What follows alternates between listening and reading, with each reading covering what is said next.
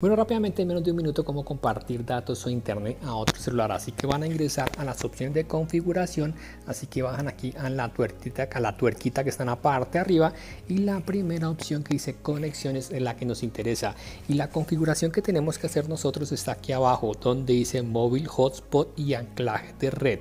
Aquí donde dice anclaje de red o móvil hotspot ingresamos a él y vamos a primero a configurar nuestra red o nuestro celular que lo vamos a convertir en un router, por decirlo así.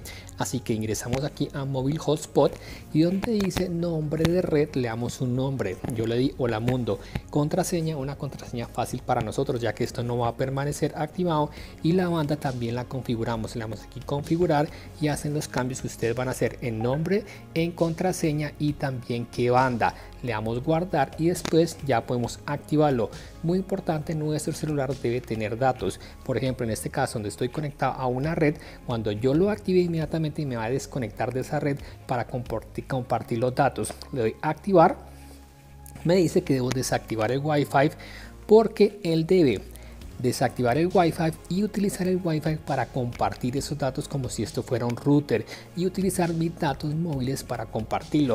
Y ahorita si ya la otra persona debe buscar, ya sea en su tablet, computadora u otro celular, el nombre de red que acabamos de establecer. Denle manito arriba, suscríbanse, compartan el video y muchas gracias.